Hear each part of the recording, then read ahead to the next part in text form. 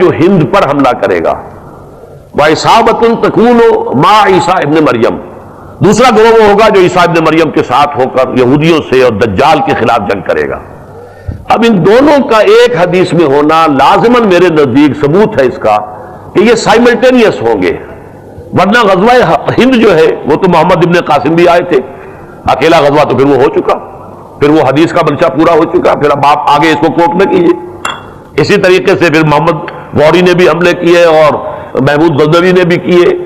یہ ابھی 200 سال پہلے جو ہے وہ احمد شاہ ابدالی بھی آئے تھے۔ یہ نہیں ہے، یہ ہوگا جب اس علاقے میں انشاءاللہ پاکستان افغانستان میں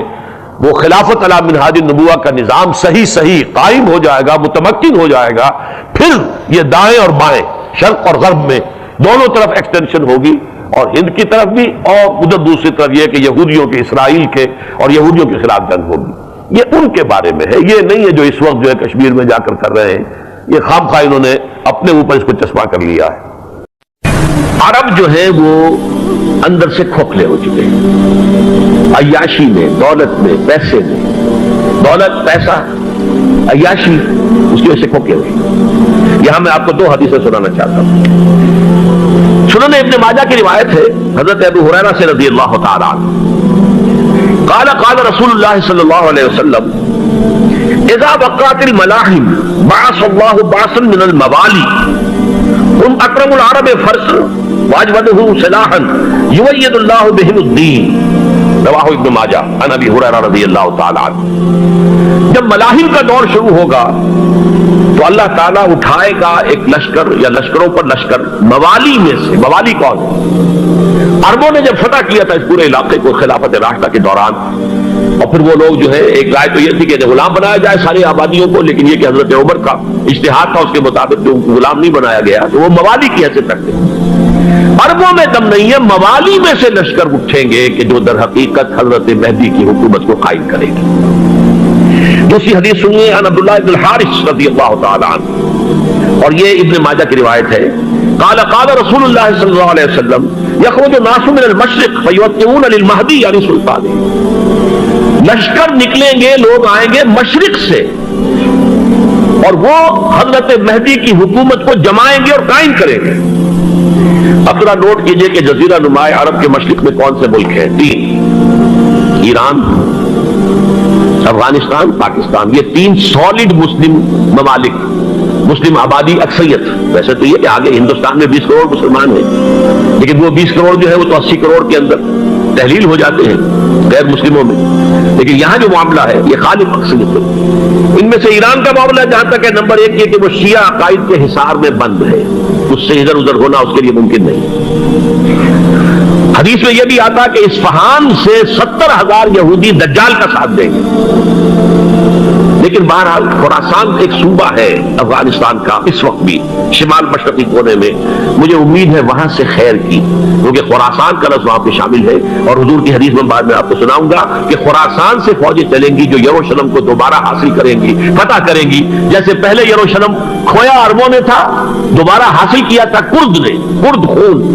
صلاح الدین ایوبی رحمۃ اللہ علیہ، ایسے اب پھر عربوں نے کھویا ہے، لیکن لینے والے خراسان سے لشکر آئیں گے۔ یخرج من خراسان رایات و سود لا یردھا شیء حتی تنصب بإیلیا، خراسان کے علاقے سے کالے علم لے کر لشکر چلیں گے جن کے رخ کو کوئی موڑ نہیں سکے گا جب تک کہ وہ جا کر یروشلم میں نصب نہ ہو جائے۔ اس کے بعد نام آتا ہے پاکستان کا۔ یہ ہے میری اور آپ کی داستان، اور یہ ہے سبب جس کی وجہ سے کہ میں آپ سے یہ گفتگو کر رہا ہوں۔ اصل میں تو اس لیے محض ایک علمی استفادہ، محض اپنی بات آراء کو ظاہر کرنے کا شوق نہیں، بلکہ یہ کہ اپنی ذمہ داری ہم پہچانے کہ ہم کس مقام پر کھڑے ہیں۔ دیکھیے، اس پاکستان کے بارے میں یا ہندوستان کے بارے میں علامہ اقبال نے کہا تھا اپنے ترانہ ملی میں، میر عرب کو آئی ٹھنڈی ہوا جہاں سے، میرا وطن وہی ہے، میرا وطن وہی ہے۔ اور مجھے بتایا گیا کہ سنن ابی داؤد میں یہ روایت موجود ہے کہ حضور نے فرمایا کہ ہندوستان کی طرف سے مجھے ٹھنڈی ہوا آتی، اگرچہ مجھے وہ حدیث ابھی نہیں ملی ہے، لیکن حزب التحریر کا ایک کارڈ مجھے ملا تھا، اس میں اس حدیث کا اور اس میں ابو داؤد کا روایت کا حوالہ موجود تھا۔ لیکن میں جو چیز آپ کو بتا چکا ہوں وہ یہ کہ الف ثانی کا پورا تجدیدی کارنامہ اس ہندوستان کی سرزمین میں ہوا۔ مجدد الفسانی، شیخ احمد سرندی، شاہ ولی اللہ دہلوی، سید احمد بریلوی، وہ تو ہمارے پاکستان میں آ کر جو ہے ان کا خون جذب ہوا ارض پاکستان میں۔ پھر شیخ الہند مولانا محمود حسن۔ تحریک خلافت چلی تو صرف ہندوستان میں چلی اور کہیں نہیں چلی۔ آزادی کی تحریک چلی پوری دنیا میں، وہ نیشنلزم کی بنیاد پر چلی، ملے نیشنلزم، عرب نیشنلزم، ترک نیشنلزم۔ ہمارے یہاں چلی تو اسلام کے نام پر پاکستان کا مطلب کیا؟ لا الہ الا اللہ۔ پھر پاکستان قائم ہوا معجزے کے طور پر، بلکہ نازل ہوا ہے لیلۃ القدر میں، انا انزلناہ فی لیلۃ القدر، جیسے قرآن نازل ہوا ہے لیلۃ القدر میں، یہ پاکستان بھی نازل ہوا ہے لیلۃ القدر میں۔ اس کا برقرار رہنا ابھی تک معجزہ ہے۔ ہندو یہ سمجھتا تھا، کانگریس سمجھتے تھے کہ جھٹپٹ ختم ہو جائے گا۔ پھر یہ کہ اس کا قرارداد مقاصد کا پاس ہو جانا، مزید بھی اور اضافی دفعات دستور میں آ جانا، اب کمرشل انٹرسٹ کو ربا قرار دے کر حرام قرار دینا، یہ سارے لینڈ مارکس ہیں کہ جو اشارہ کر رہے ہیں کسی چیز کی طرف، معاملہ کدھر جا رہا ہے۔ پھر یہ جو 14ویں صدی کے مجدد تھے شیخ الہند، اس کے بعد سے کچھ ایسی شخصیتیں عظیم پیدا ہوئی ہیں ہند میں، جن کو میں سمجھتا ہوں کہ 14ویں صدی کے مجدد اور 15ویں صدی کے مجدد کے درمیان، یہ 15ویں صدی کے مجدد کی راہ کو سیدھا کرنے والے، جیسے کہ حضرت یحییٰ نے کہا تھا میں تو آنے والے کا راستہ سیدھا کر رہا ہوں حضرت عیسیٰ کے لیے، ایسے ہی 15ویں صدی کے لیے امام مہدی کے لیے راستہ صاف کرنے والے سب سے پہلے علامہ اقبال، جنہوں نے اسلام کا تصور دین کی حیثیت سے دوبارہ زندہ کیا ہے، ورنہ اسلام ایک مذہب کی شکل اختیار کر چکا تھا۔ پھر مولانا مودودی، مولانا ابوالکلام آزاد حکومت الہیہ کے نعرے کے ساتھ میدان میں آئے۔ یہ اقبال نے جو تصور پیش کیا تھا اس پر عملی جدوجہد کے لیے حزب اللہ قائم ہوئی۔ نوٹ کر لیجیے 11 برس کا فرق ہے عمر کا علامہ اقبال کے اور ابوالکلام کے، اور 1913 میں جب حزب اللہ قائم کیا اس وقت علامہ اقبال کی ملی شاعری اپنے عروج کو پہنچ چکی تھی۔ پھر یہ کہ علامہ اقبال کے بعد تعبیل جو ہے اس کام کی وہ ابوالکلام نے کی، لیکن روایتی علماء نے کی شدید مخالفت کی وجہ سے وہ بدل ہو کر چھوڑ گئے، کانگریس میں شامل ہو گئے، بساط جو ہے حزب اللہ کی انہوں نے لپیٹ دی۔ پھر مولانا مودودی آئے، انہوں نے وہ ڈور جو ہے اس کا سرا تھاما، جماعت اسلامی قائم کی حکومت الہیہ ہی کے قیام کے لیے، اگرچہ میرے نزدیک یہ کہ وہ انتخابی اور ایک قومی سیاست کی ایک جماعت بن کر پاکستان میں جو ہے دلدل میں پھنس گئی ہے، اب ہم اس کی کوشش کر رہے ہیں تنظیم اسلامی اور یہ تحریک خلافت جس کے تحت یہ جلسہ ہو رہا ہے، یہ ساری چیزیں وہ ہیں کہ آپ کو سوائے پاکستان کے اور کہیں نہیں ملیں گی پوری دنیا۔ معلوم ہوتا ہے کہ پاکستان کو بہت بڑا رول پلے کرنا ہے اس میں، اور اس کے ساتھ اب جمع کر لیجئے افغانستان کی عمارت افغانستان، اسلامی عمارت افغانستان قائم ہو چکی ہے۔ یہ پچھلے 20 سالوں میں جو کچھ وہاں ہوتا رہا ہے اس سے پہلے تصور نہیں ہو سکتا۔ کابل جو ہے وہ تو جیسے پیرس کا تمدن تھا ویسے کابل کا تھا، وہی لباس، وہی اسکرٹس۔ یہاں جب آئے تھے شاہ ساحل ظاہر شاہ سرکاری دورے پر تو ان کی جو ملکہ صاحبہ تھی ان کے ساتھ اسکرٹ میں ملبوس تھی۔ کابل جو ہے وہ بالکل ایک پیرس کی طرح کا شہر تھا۔ آج کابل جو ہے جا کر دیکھیے، علامہ اقبال کے فرزند بھی دیکھ کر آئے ہیں، تو اگرچہ وہ خود میں سمجھتا ہوں کہ خاصے انہیں آپ لبرل کہیں، آزاد خیال کہیں، لیکن اس درجے متاثر ہو کر آئے تھے کہ انہوں نے یہ کہا افغانستان میں جو میں نے حالات دیکھے ہیں کہ اگر 2-4 اور مسلمان ملکوں کے اندر یہ نظام قائم ہو جائے تو پوری دنیا مسلمان ہو جائے گی۔ یہ سب کچھ کیسے ہو رہا ہے؟ یہ آنے والے دور کی جھلکیاں ہیں۔ Coming events are casting their shadows before. یہ سب بتا رہے ہیں کہ پاکستان افغانستان کو مل کر اس میں کوئی عظیم رول پلے کرنا ہے، اور اس کے ضمن میں اب میں علامہ اقبال کے بارے میں آخری بات کہہ رہا ہوں۔ علامہ اقبال کے بارے میں عام یہ خیال ہے، انہوں نے اپنے خطبات میں مہدی کا اور نزول مسیح کا، حالانکہ میں کل پڑھ رہا تھا مولانا سعید احمد اکبر آبادی رحمۃ اللہ علیہ کا ایک مقالہ ان کا کہ علامہ اقبال نے ابن خلدون کے بارے میں یہ کہا ہے کہ مہدی کا اور نزول عیسیٰ کا دونوں کا انہوں نے انکار کیا ہے، حالانکہ ابن خلدون نے نزول عیسیٰ کا انکار نہیں کیا، صرف مہدی کا انکار کیا ہے۔ بہرحال علامہ اقبال نے خطبات میں انکار کیا ہے، لیکن یہ کہ اپنی شاعری کے اندر میں چیلنج کرتا ہوں کسی بڑے سے بڑے اقبال شناس کو، ان کا یہ شعر ذرا سنیے۔ خضر وقت از خلوت دشت حجاز آید برو، کارواں زی وادی دور و دراز آید برو۔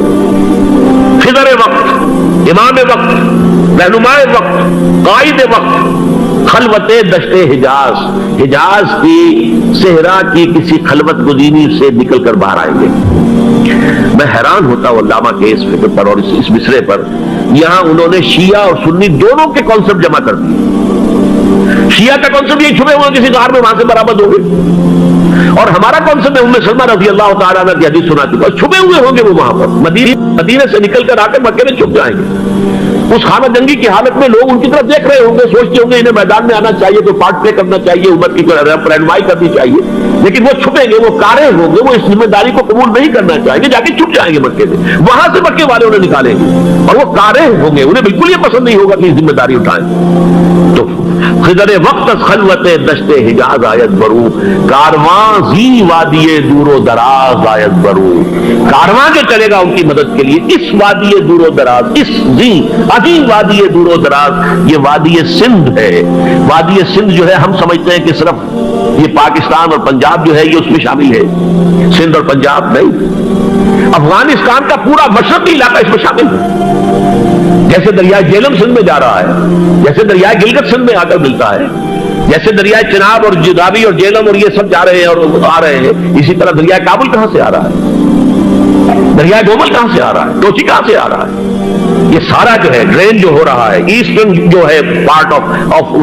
अफगानिस्तान, ये सब वादी है। इस वादी के ये दो हिस्से हैं, एक हिस्सा जो है ये इधर पाकिस्तान में है और उसी वादी का दूसरा हिस्सा जो है अफगानिस्तान में है। कारवां जी वादी दूरो दराज आयत बरू, कारवां चलेगा यहां से, यखरुजु नासुम मिनल मशरिक युअत्तिऊन लिल महदी यानी सुल्तान ही, मशरिक से फौजें चलेंगी कि जो महदी की हुकूमत कायम करेगी, और यखरुजु मिन खुरासान रायात सूद, और खुरासान से स्याह परचम चलेंगे कि जिनका रुख कोई मोड़ नहीं सकेगा, हत्ता तुम सबब एलिया, यहां तक कि वो जाकर यरूशलेम के अंदर दफन हो जाएगी। हज़रात में एक मेरी गुफ्तगू का हिस्सा बाकी था, लेकिन मैं उसे छोड़ रहा हूं इसलिए कि ग्लोबलाइजेशन जो इसकी होगी, जो खिलाफत अला मिनहाज नबुव्वा की तजरीद कामिल हजरत मेहदी के हाथों अरब में होगी, उससे पहले उसके लिए मेहनत कोशिश जिद्दोजहद पाकिस्तान और अफगानिस्तान में हो चुकी होगी जो उसे सपोर्ट करेगी और वहां जाकर हुकूमत कायम करेगी। उसके बाद ग्लोबलाइजेशन का जो मरहला उसका है वो